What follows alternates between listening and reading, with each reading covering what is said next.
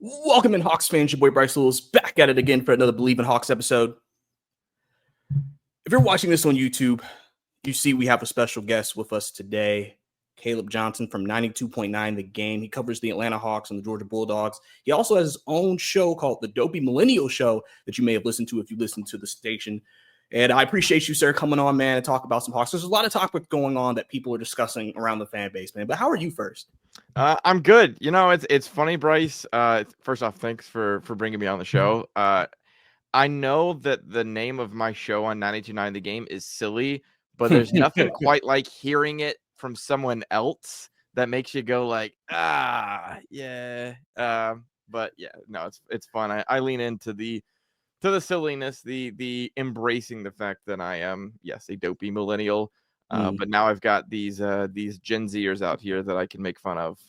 So it's always a good time, and an interesting time when it comes to the Atlanta Hawks, who have a lot of decisions to make once again as we enter another off season. Yeah, it seems like that's a continuing theme. But I do want to go back to your show, right? Listen, it's memorable, it sticks. That's what matters. So it's all good. It's all good, Caleb. But yeah, like obviously, about almost it's been almost 2 weeks now. Landry Fields got fired. So obviously that was unexpected. People weren't expecting that. Now there's a whole president search going on. I mean, now people are discussing what the direction of the team is, and can we believe in the development of guys? And people wonder if Quinn's on the hot seat, and et cetera, et cetera. So we're going to talk about all that on the pod, man. But let's go ahead and start with the president. Obviously, when that happened, they have promoted Saleh to GM, but they now need a new president of basketball operations. So we've heard a lot of names. We've heard, surprisingly for some people last week, Danny Ferry was mentioned, Elton Brand, Booth from Denver, the G League president. There's been a lot of names mentioned. What do you think about the process so far?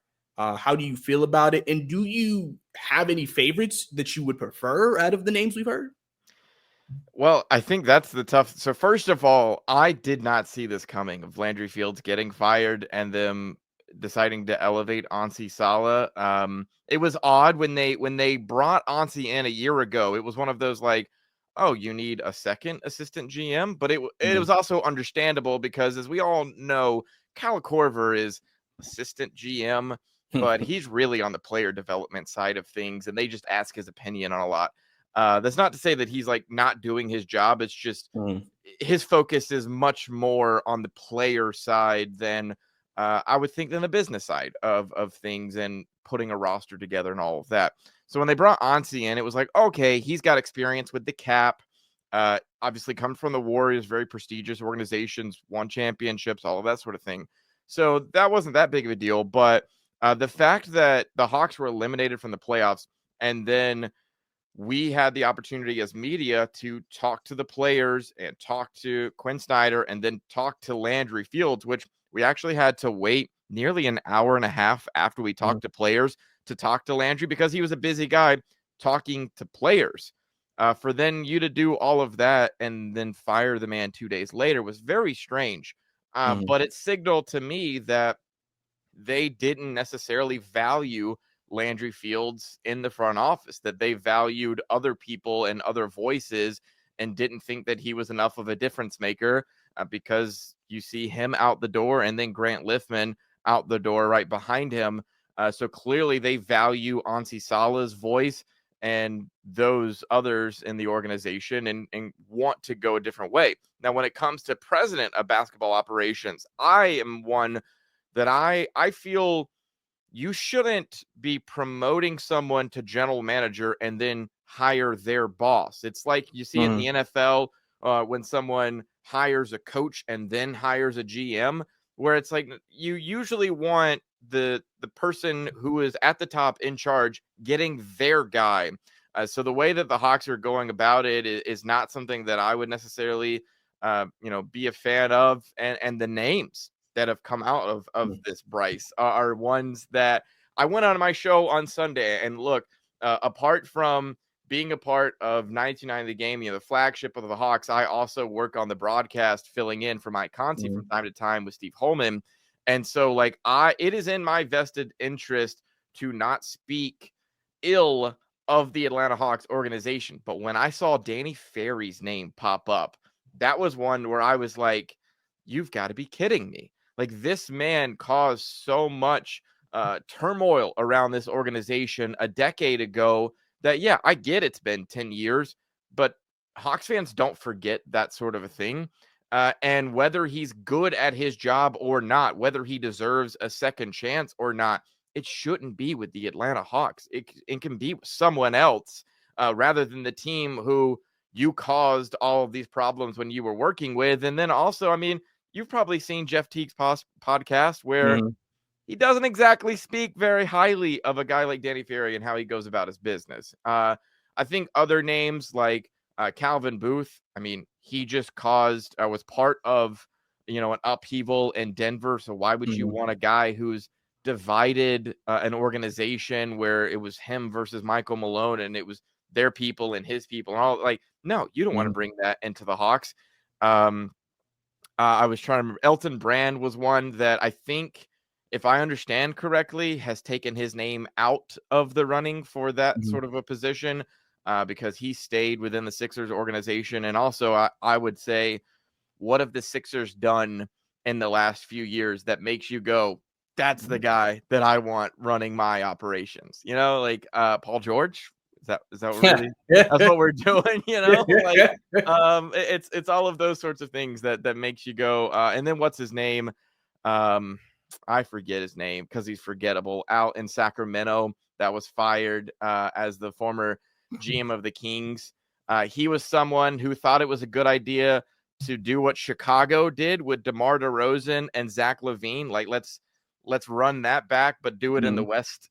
No, it worked out horribly. So, another guy that I wouldn't want, Monty McNair, someone else that I wouldn't want running my organization. And so that was a very long-winded way of saying I haven't seen any names that really make me go, ooh, that's a guy you want to go get. It's more of just being like, no. And wondering now, as I've heard some discussions that maybe the Hawks are going to start talking to some agents and looking at bringing an agent in as a president of basketball ops. We've obviously seen what LA has been able to do in that respect and have some success. You have Kobe Bryant's former agent running your team. So yeah, there's a lot of different directions that they could go with this. I also wouldn't necessarily be surprised this is in the cards, and I feel like not a lot of people are talking about it as a possibility, is you could say, we're going to let Ansi run this for a little while, and we will revisit president of basketball operations at another time. Not saying that's what they're going to do, but they could say, hey, we did a search, and we just didn't find the right candidate. And that would honestly, in my opinion, be the best route to go, because you have all the voices that you need to run your organization right now, rather than trying to bring someone new in right before you have to make some big decisions like the draft and the direction of Trey and all of those sorts of things. Yeah, and I think that's something I've heard a lot of from people when talking to different people, is just, why don't we just let Salah run the show a little bit? Especially giving him the opportunity. He's very, very high regarded by a lot of people who have spoken about him.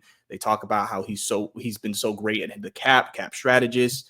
I know, learning that Landry didn't have as much power in his position as maybe people at his spot, with just so many people in the room and obviously them moving on from him. But that's something I definitely would look into. And I think even with Danny Ferry, I said it would just be interesting, just because, people talk about he built that 60-win team, and a lot of people are going off of that. He didn't draft well.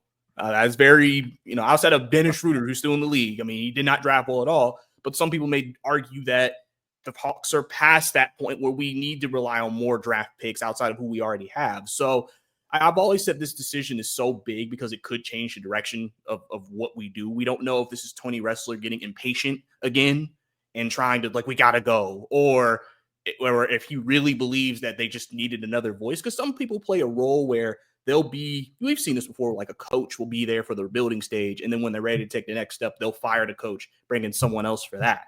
Maybe that's the situation in terms of the front office. So these are all things that are very possible, I guess, but we don't know until we get a final decision from them and everything of that sort. And I know if they do hire someone, they're just trying to make sure they pair up well with Salah. So they're not, you always want to make sure there's a good chemistry, especially like you said, doing it backwards, promoting a guy, then hiring his boss. So you I guess you need to make sure that works because you don't want another Denver Nuggets situation for sure. Exactly.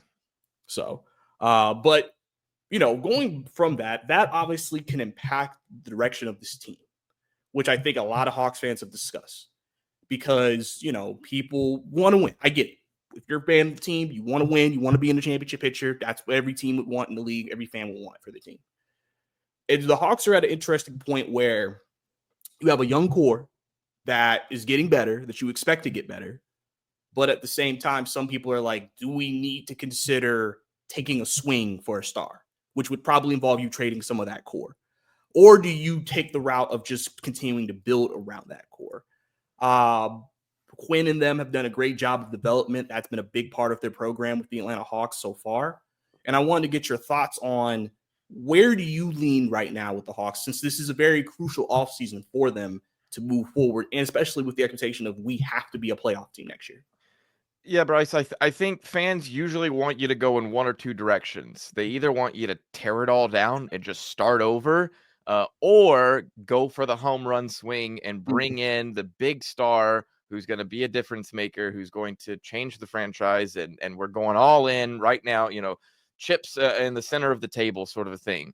The difficult part of that is in this new CBA, and I know a lot of fans don't like hearing when you bring in a collective bargaining agreement. Like, why does that have anything to do with how my team is built? It has a lot to do, and teams are now figuring this out of like, oh man, there are so many guardrails now, more than there used to be, that you're seeing play out with bigger teams. Like it used to be, if you had two stars, then you could just fill out the rest of the roster, which with a bunch of guys who were going to play far beyond their contract value because they go win a chip, you go take that league minimum sort of a thing, but that isn't happening nearly as much anymore, as there's been all of these restrictions, and you get into aprons and all that sort of thing as to how you can build your team, because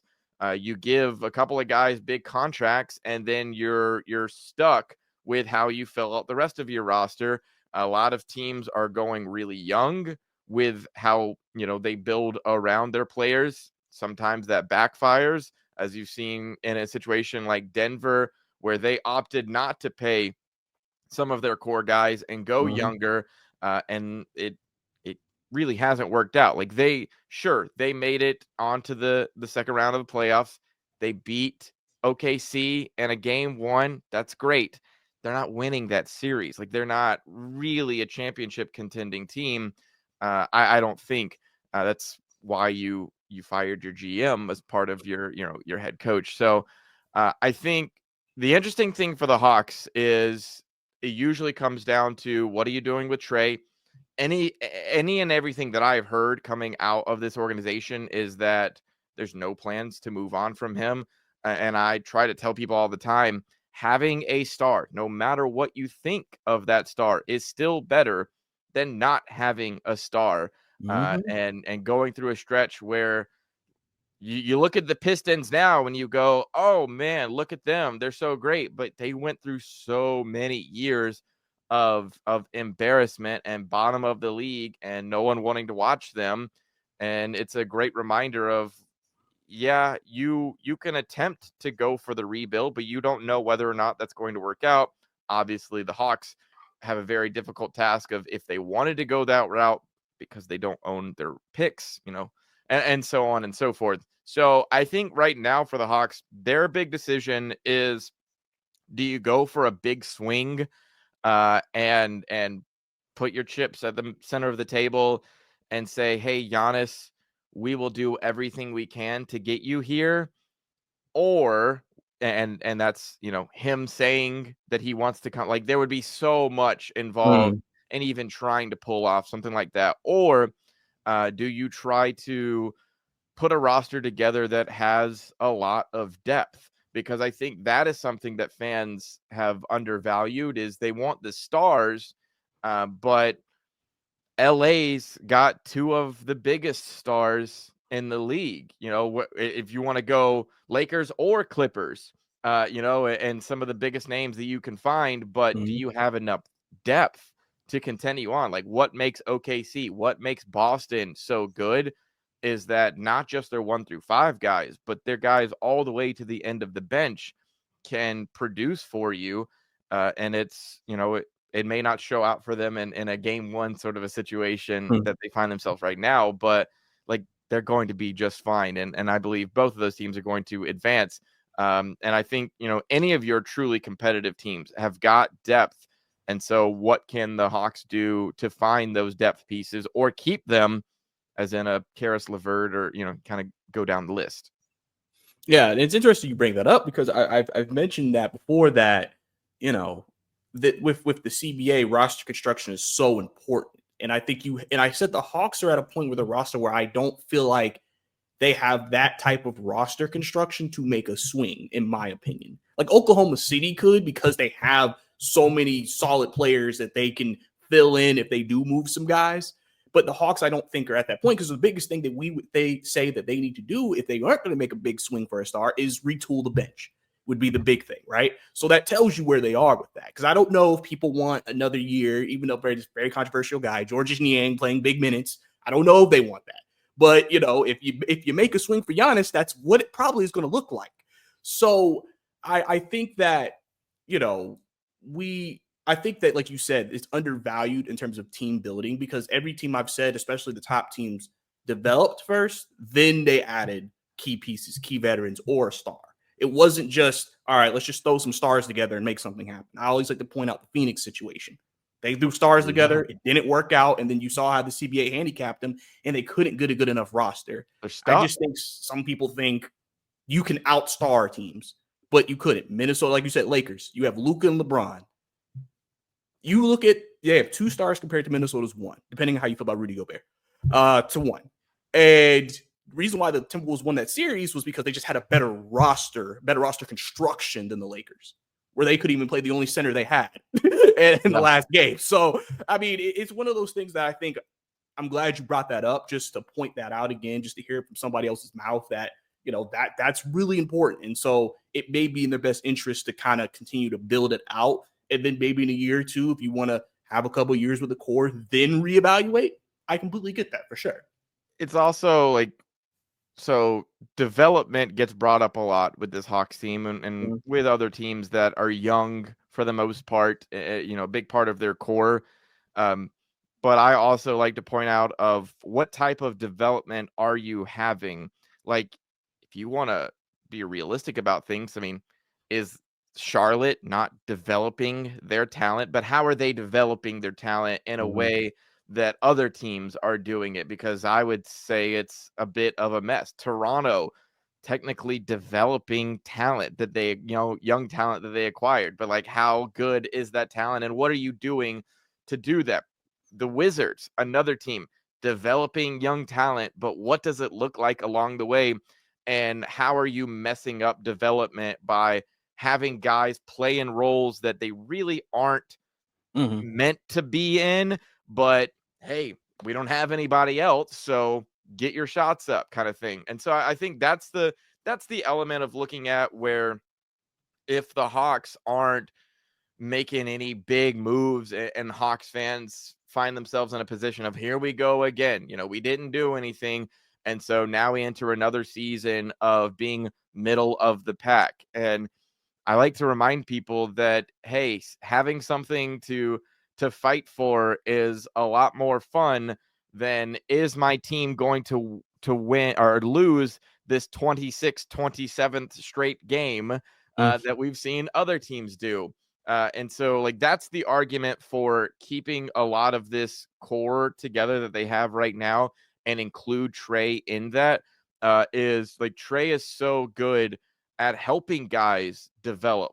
Like the way that we saw Dyson make a jump, what we saw from Zach this past year doesn't happen without Trey being a part of that.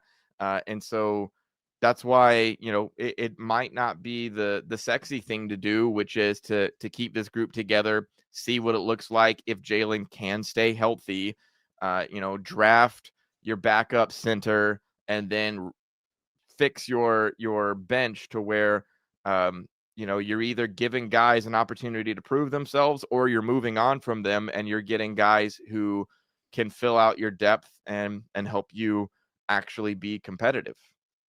Yeah, and so on and so forth. So I mean, it's one of those things where I think, you like you said, people are excited for Dyson, people are excited for Zach.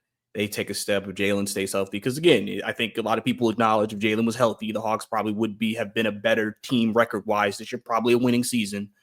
And obviously, and then at the same time exposing when Jalen went down, their 4 spot was kind of an issue, and trying to just, like I said, fill that out so that isn't an issue next year. And that's one of the big things they have to get into. But I do want to touch on something you just brought up. You said the backup center.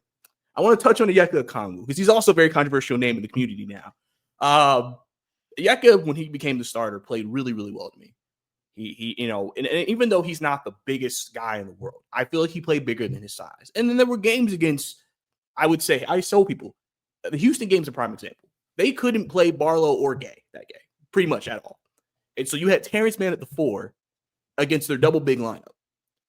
And I think Okongwu set a double-double that game.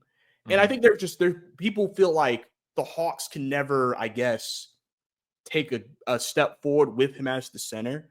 Last time we seen Okongwu, he had a great game against Miami. So what do you think about the center position right now? Obviously, I think everybody acknowledges they need to add some size. But what do you think about that? And then just Onyeka as the center going into next year? Because especially when Jalen comes back, as far as we've seen in terms of a sample size, they have a positive net rating on the floor together. And offense and defensive rating are not bad when they're both on the floor as well, which I'm assuming they're hinging on this year. But what do you think about that? Yeah, I think a big part of this is Jalen Johnson's health and whether he's in there, because this team just would have looked very different, would have rebounded very different had he been in there. And so I will say this: when they made the move on MLK Day to decide, hey, we're starting Onyeka Okongwu, Clint's going to the bench, I was not in favor of it, because what I had seen from Onyeka previous to that was a guy who was way too timid in his minutes, was way too inconsistent, did the thing that NBA players talk all the time about you don't want to do, had the big highs and had the low lows.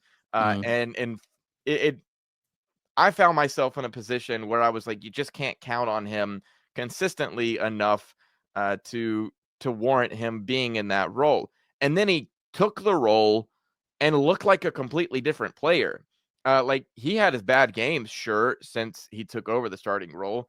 But as a whole, like, he showed that he absolutely deserves that role moving forward. And I think there is not as big of a problem with size when you have Zach in there at the 3, when you have Jalen in there, who is a strong rebounder and can attack the rim on the offensive side of the ball.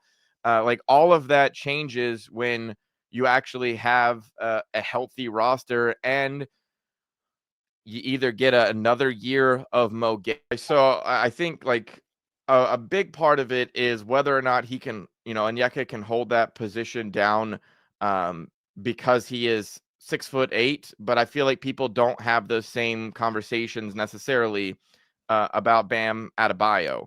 And so, like, is he doing a good job, or is he taking advantage because of his size? Like, what is it? And I think more often than not, Onyeka showed that, he has the ability to hold down that position. I'll shout out, my buddy Brad Rowland, who sent out a tweet just a few days ago that Onyeka Okongwu averaged 15 points and 10 rebounds on 65% true shooting percentage in those games that he took over as the starter. He was one of 3 players to do that. Nikola Jokic and Zubats was the other that pulled that off. So, like, he was clearly doing a good job, in that role at center. Yeah, and I think Yucca kind of talked about it too, about coming off the bench compared to starting. He said, when you come off the bench, it's harder sometimes to get a feel for the game. Mm-hmm. And I feel like that was reflected in his performances, like you mentioned. And I think starter, you pretty much know what it's consistent every game. You're starting the game, and then you can get a feel for it sooner, and then you know how to play it. And, I think, for him, big thing for him, if he can develop the 3-point shot, which he was starting to hit towards the end of the season, I think that will open up the offense. Because I think Quinn wants to play more 5-out basketball for spacing, because he's been big on spacing since he's been there. And so I think, I've said that the fact that Onyeka is capable of having those major games, those 20, 15, 30, 10 games, I think is a big plus from the offense, especially when this team can sometimes struggle in half court. Him taking that jump, Jalen staying healthy. Obviously, we know what Trey can do, and then obviously Dyson and Zach hopefully continuing that development moving forward.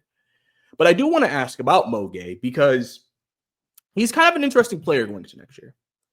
We see that clearly he helps defensively. He can block shots. Rim protection is his strength. His weakness is offense. He still has a lot of work to do on that end. I've said that realistically, if you look at it, if the Hawks wanted to do this, Jalen comes back. Let's say you make Mo the backup 4, and then you have Okongwu, and let's say you draft a guy who's almost 7 feet or 7-footer at Okongwu. Behind Okongwu. You technically already are naturally just bigger because of that. And that you think would help fix the problem. But the thing is, do you think Gay can be trusted in that role? Do you think, especially because of how the season he played the rest of the season, is it kind of like you just kind of keep him in there and just hope that he continues to grow? Or do you think the Hawks do need to maybe still look at an upgraded 4, especially if Georges Niang's still on the roster? Because, he did play Niang, and that's someone that, Quinn trusts. Yeah, I think Mo's at a point in his career where what we've seen at this point has just been, it's like whatever positives you get out of that, great, but he shouldn't have been put in the position that he was. Like he was a G leaguer who, was thrust into a starting role, whether or not he was actually playing starter minutes and all of those sorts of things. But like he was playing in a role where the Hawks needed him because he was an abled body who had size. And I think like it was ahead of schedule. If we're all realistic about it, it was ahead of schedule of what they wanted to get out of him. And I think if he is able to move into a bit of a lesser role, I'm still someone who thinks he's really best served as a 5. I know the Hawks, they want him as a wing. I get it. I get his talents and what they want to get out of that, and his size, the fact that he's tall man, not big man. I get that. But I really think when they found themselves in a position where they needed him to play the 5 because they literally had no one else, that you saw some confidence out of him and some good production. And so I think if he is left to really, really focus more on the development side of things and be less of someone that, more someone at the end of the bench who comes in, who can maybe a year from now is giving you more of you have higher expectations of what you're going to see out of him. I think that is something that would be really beneficial to him, rather than the highs and lows that I feel like he saw over the course of his season when there was so many expectations out of him. And then you found yourselves at times where he was unplayable. And, you found yourselves where Don Barlow was unplayable. And so, I think if those guys get more time to develop and not have the expectations of having to play minutes that are crucial, I think it'd be really beneficial for them. But at the same time, these are some of the decisions, Bryce, that become so difficult with, with the salary cap, with the luxury tax, with all of these things, as you try to build a roster where you're like, hey, you're a guy that we're going to need you to step up because, how much better is a rookie center going to be than a guy like Don Barlow, a guy like Mo Gay, who has that experience in the league already. And so you're going to have those expectations for them. Yeah, especially because, we've heard the Hawks have some interest in bringing back Larry Nance.